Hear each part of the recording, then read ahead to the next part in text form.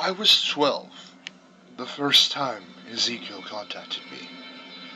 I had to get a new phone, since my puppy thought it would be a good idea to devour my old one. I was one of those greedy kids who demanded the latest and greatest technology. I first asked for a BlackBerry, and upon denial I pouted for quite some time. Since we were relatively poor and I was incredibly picky, my grandpa settled things and said that he would find the exact model of phone I had previously on eBay and Craigslist, since the model was no longer sold in stores. I accepted the alternative since I really liked my phone before it entered my dog's digestive system, that is. About a week afterwards, I was sitting on the couch with my puppy lying in my lap, and my laptop at my side. I hated people. I always have, and probably always will, so I was homeschooled. I know it sounds a bit ahead of its time, but the online college program for our state had middle school enrollment, and my mom had to work, so she couldn't stay home with me by herself. Every day, until the late hours in the evening when she would come home, I was alone. It didn't mind most of the time, but it could get a bit unbearable, especially since I was without a phone. I heard a knock at the door. I shoved the sleeping dog off my lap and walked up to the door and unlocked it. Then opening it to see my grandpa smiling at me and holding a small package. He was mostly deaf, so it took a while for me to understand his babbling. Apparently someone on eBay had sold him a refurbished phone in the exact model and the exact color as my old one. I was pretty psyched, though bummed when I realized I had to wait till my mom got home so we could get it activated.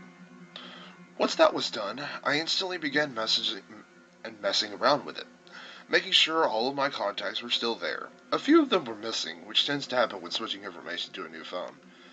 I noticed that somehow some of the information was wrong. A few pictures were on the phone, though none that I can remember taking. There was one of a large weeping willow tree, though it was mostly blurred out by fog, along with an old rusted truck and a cow behind a fence. The old truck was the one that I remembered to be my grandpa's, and there was a weeping willow in the middle of the town that he and my grandma had lived in, as well as a few dairy farms further west from here.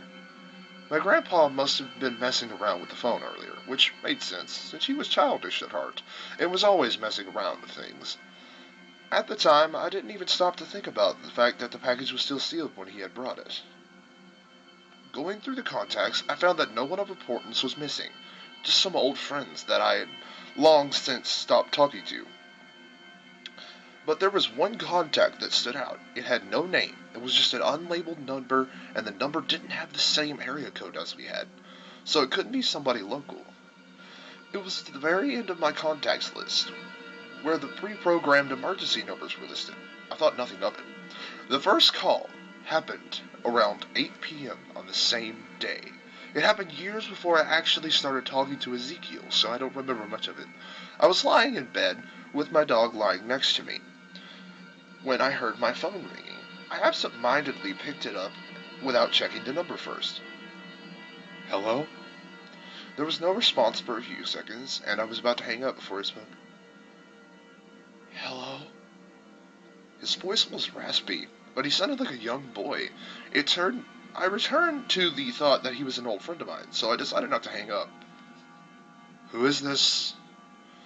Again, no response for a while. Who is this? He echoed me once more. I got a little annoyed by it. This is Aaron. Now who is this? I snipped back at him, not wanting to wait forever this time. Hurry it up, would you? Oh, Ezekiel. My name is Ezekiel. Well, that's a stupid name. I don't know any Ezekiels. I then brought out my Game Boy. I was still annoyed, but intrigued to the extent of not hanging up. I know you, Aaron. Well, there's lots of Aarons. You probably got the wrong one. I rolled my eyes, starting up my Pokemon game, though keeping the sound on mute so I could hear the soft-spoken boy on the phone. You like Pokemon, and have a dog. A puppy named Sammy. She's a cute puppy. Didn't she tear up those green socks of yours? I paused for a moment, scratching my eyebrows. Sammy raised her head when she heard her name, thumping her tail slowly. Who are you? I sat up a bit more, peering to the wide window. The shades were closed, my door was shut. There was no way he could see what I was doing. Though that wouldn't explain how he knew about the socks. I'm Ezekiel. There was a hint of a giggle in his voice. Yeah, I got that, but how did you know all that stuff about me? I tried to stay calm, but I had a feeling in the pit of my stomach, the kind of feeling you get when you know you did something wrong, but kept denying it in your head. I felt I should never have picked up the phone in the first place. I know lots about you. I'm your guardian angel.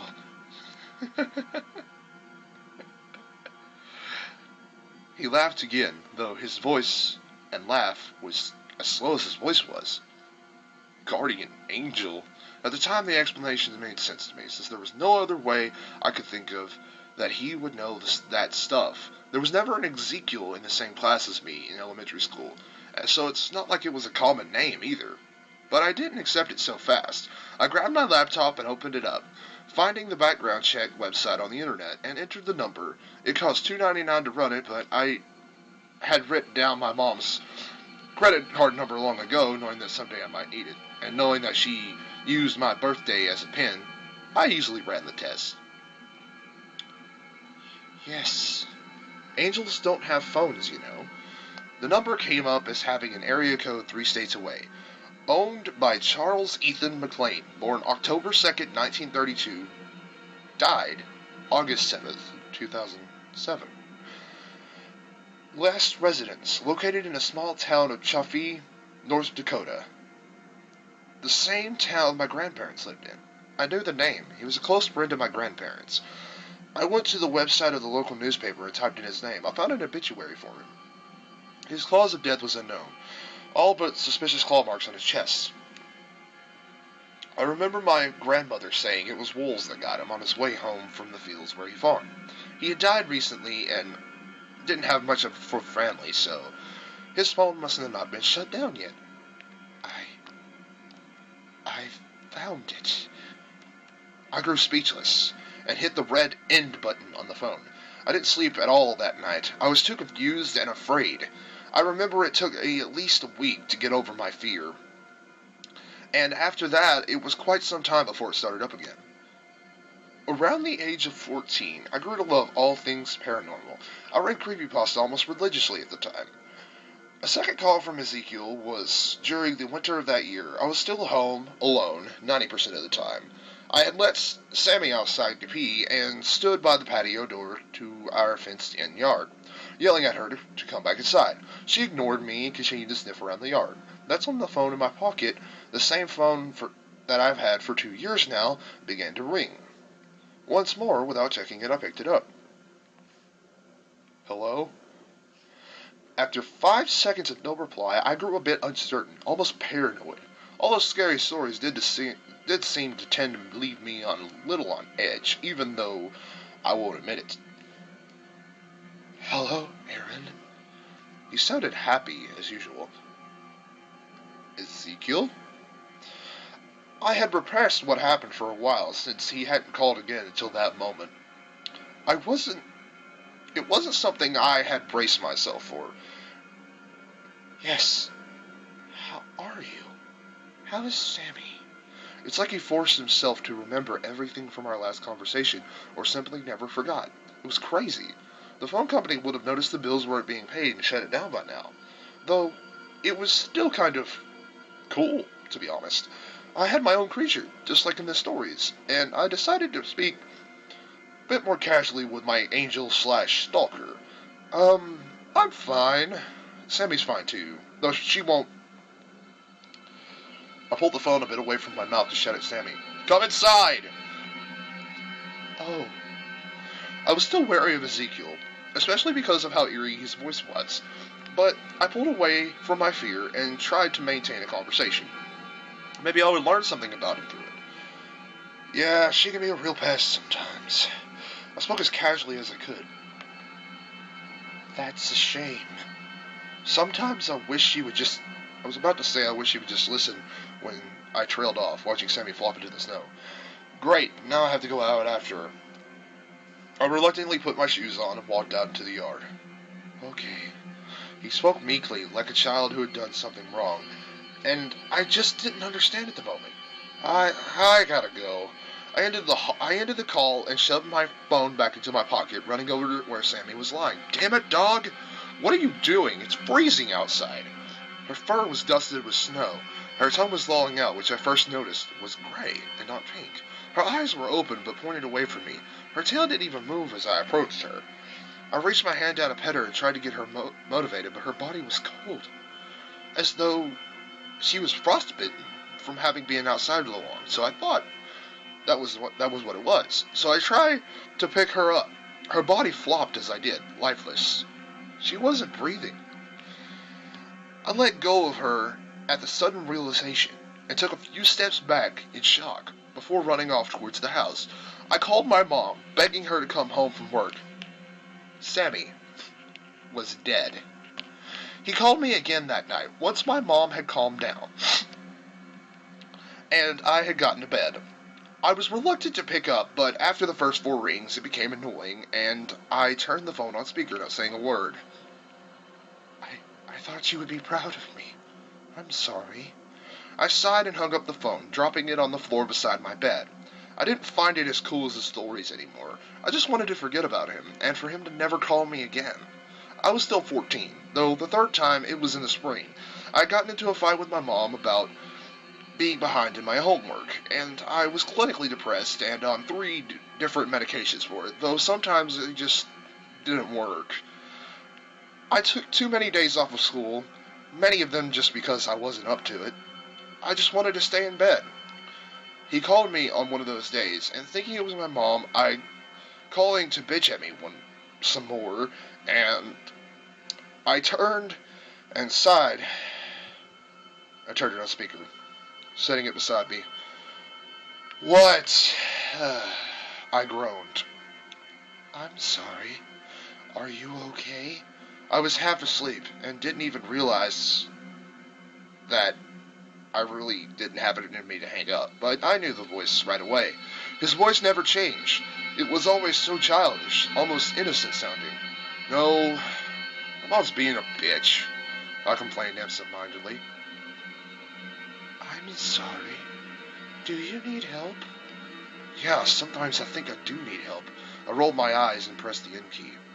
Several hours later, my parents were at my house, picking all of my things up without giving me much of a say in the matter. It took me a while to slow them down enough to get them to explain it to me. My mom was in a car accident on her way home from work. I was the last to know about it, and I was glad that this time I wasn't around to see it. 15 years old, I had dropped out of school by now, but living out in the country helped me with my mental state a bit. The fresh air, being away from people, and not to mention my grandma's home-cooked meals, it helped a lot. They always coddled me since I was the only grandchild, and I was very thankful for that. It was 6 p.m. I was throwing on a light jacket and put my boots on by the door. Ma, I'm going out for a walk. I'll be back soon, I shouted out to her, walking out the door and down the stairs to the porch. I could only faintly hear her shouts back, "Watch out for wolves," which is what she said every time. Never in all of my time had I actually seen a wolf, and I'm fairly certain the howling she's always going on about is that of the neighbor's dog. It always smelled like freshly mowed grass here with a lingering scent of cow dung, though it was bearable when you weren't too close to any of the farms. I decided to walk to the willow tree and back, which was only a mile. I shoved my fists into my pockets and started off, looking up at the sky as I did so. You could see every one of the stars out there. It amazed me, even now. Once I got to the tree, I leaned against it, just listening to the sounds of crickets chirping, moths flapping their wings around the old, buzzing street lamps. I just closed my eyes for a minute and sighed. It was so serene here. I loved it. I don't know how long I stayed there, but I was jolted back into consciousness by a vicious bark. It wasn't a wolf. It was, in fact, one of the neighbor's dogs. It was standing a few yards away from me, growling with its fur on it. The farm dogs never socialize with other humans. All they know is one thing, and that is to protect their property. I took one look at the dog and was frozen in panic, until it dashed for me. Instead of running like I should have, I tugged at the branches of the tree trying to climb up the trunk, but to no avail. The dog jumped up and grabbed the leg of my pants, pulling me down and grabbing my leg. I screamed out for help, flailing my leg wildly and trying to get the dog off it so I could hopefully run away. It just bit down harder, growling louder and ripping at my flesh. My eyes were closed, shut in pain as I screamed louder, feeling my voice starting to fade until I heard a sharp yelp and the dog was off of me. I quickly scurried to stand up, though the pain in my leg was too much to put pressure on it. I stared at the dog lying on the ground with claw wounds all over its abdomen, leaving a large puddle of blood underneath it. "I'm sorry. Are you okay?" The voice was close now, though I didn't even have my phone with me. I looked up from the dog, and standing on the other side of the tree was a figure unlike anything I had even imagined, with the voice of the little boy who had been haunting my nightmares for years. He was at least 7 feet tall, almost as tall as the tree, and his skin everywhere but his face was dark, black, rotten, and covered in dirt. His arms and legs were incredibly long, and his hands had long ivory claws that curled like overgrown human nails, dripping with blood. His face contrasted his body. It was pale white, and he had 2 big round eyes with no pupils glowing like headlights, which made it hard to look right at him. His mouth was permanently curled into a smile. He didn't open it when he spoke. His wings were those of an insect, and I hadn't even noticed them until he jumped, bending his long legs, and flew above the tree. He landed on top of it, crouching over, tilting his head at me. His limbs faded pretty well into the foliage of the tree, and if he just hid his face in the branches, he could hide there. "Do you need help?" I stared at him, mouth agape for what seemed like forever. I wanted to scream, but I couldn't anymore. My leg wobbled and I eventually fell back down, wincing at the pain in moving my leg again. He slowly crawled down the tree and onto the ground, reaching out to touch my leg with the palm of his rotten hand. It didn't hurt when he touched it. Suddenly, nothing hurt anymore. "I only want to help you. I'm your guardian angel." I smiled at him as if my mouth just forced itself into a smile. I didn't want to smile. I wanted to run, but I couldn't help it. He helped me up, and that's when I noticed what else was on the other side of the tree. Mr. McCain was standing there with the exact smile that Ezekiel had. His eyes glue as well, and he still had blood on his shirt in the shape of the large claw mark. Sammy ran up to me as well, wagging her tail, licking my hand with her cold gray tongue. Her fur was covered in snow, and her ears were black and frostbitten. Her eyes had the same light to them. My mother came out from behind the tree last and approached me slowly, sharp pieces of metal sticking out of her abdomen, blood dripping down her body. She smiled at me and patted my head. I smiled back at her, tears streaming down my face. "I know, sweetie. You're home now." She hugged me, and I believed her. I was home. Ezekiel looked back down to me, then picked me up, flying to the top of the tree and sitting down there with me in his lap. Everything and everyone else disappeared around us. "Why is everyone gone?" I managed to ask, unable to move my mouth from smiling, but somehow still able to talk to Ezekiel. "We don't need them." We stayed there all night, laughing at nothing in particular, watching the stars together, when my grandma came, yelling my name early that morning. I looked over and tried to get up, but Ezekiel held me down. "We don't need them." He spoke with a darker tone this time, holding his hand around my neck.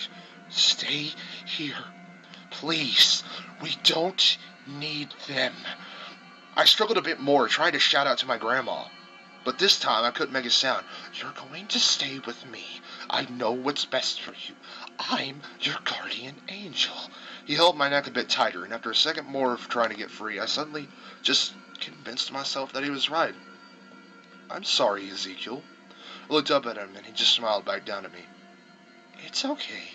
Come on, let's go play with Sammy." He put me on his back and jumped off the tree like a grasshopper. I got one last look at my grandma, who seemed to be knelt down by the tree, crying for some reason, with some kid lying there next to her. I waved goodbye to her. The sheriff and a few other officers stood around the large willow tree. One tried to calm the bawling old woman, while the others stood inside the caution tape. Large scratches on his chest. A lot like the McLean case, huh? Ain't this the same area, too? One asked the sheriff. Sure is. Gotta look out for them wolves round these parts. The sheriff shook his head and walked over to inspect the dead dog alongside the boy's body. Everyone seemed to agree in this statement, except for one officer. But the wounds are far too large to be wolves, sir. There's got to be something else, he insisted. Don't tell me you're one of those people who actually believes in Dead Man's Willow, Officer Dickinson. It's just wolves. The sheriff shouted back at him. Hey, I never said I believed the stories. I just don't think that we can keep chalking this up to wolves is all, Dickinson retorted. Hang on. My phone's ringing.